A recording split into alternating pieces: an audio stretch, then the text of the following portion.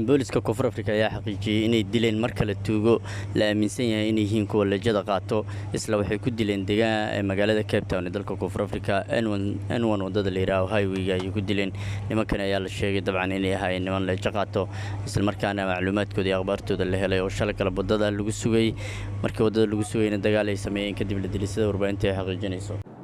Well, Xoli, we will allow the visuals to speak for themselves while we describe what is currently playing out on the N1. As you can see, traffic backed up, a number of police officers, crime scene investigators also combing through this particular scene. We understand that a very dramatic shootout between suspects and police officers played out on this particular stretch of road on the freeway just after 4 o'clock.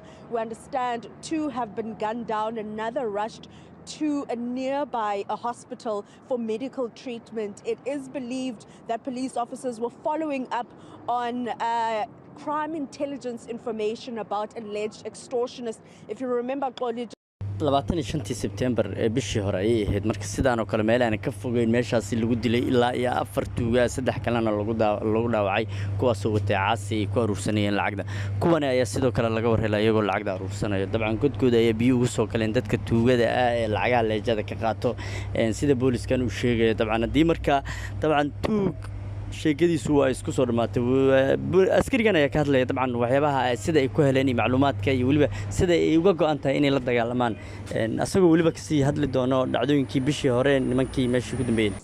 The deputy police commissioner here.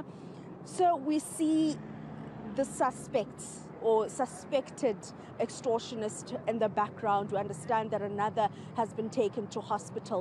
What do we know about this particular scene behind us?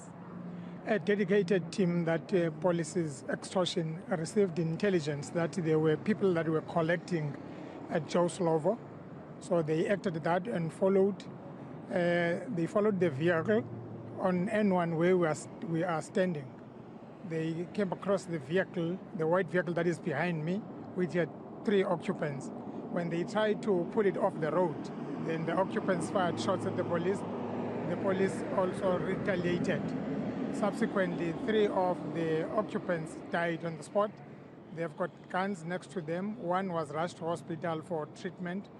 And the vehicle that was used by askarigaas la wareysanay aad u jeedtiin oo aan wareysigiisa soo qaadanay waa sunta tuugada leejada qaadata ka ilmisiiso teamkii hore oo bishii hore wax laayeen asaga ayaa hogaaminaya kanaas ayaa hogaaminaya waxaad moodaaba in shaqadiisa uu aad uga soo baxay ninkan oo tuugada uu laf dhuunka shu noqday waxa la weydiiyay dhacdadii bishii hore dhacday ka waran nimankii qaarkii dhinteen ku la xiray wuxuu sheegay in xabsiga laga soo in isbitaalka laga soo taagay isla markaana hadda ay xiran yihiin oo maxkamad kale ay sugayaan waa dabcan maxkamadda kale markay soo muuqdaan ayaan ka hadli doonaa ayuu yiri marka dabcan tuugadii waxaad moodaa in ninkan uu ugaarsiba aan ku hayo meeshani marka wuxuu sheegay isla isbuucan in 4 nin sidoo kale ay ku qabteen deegaanka Qaliija oo ayagana la aaminsan yahay inay leejada qaataan marka waxay ka soo baxay isla faaqidi doonaa.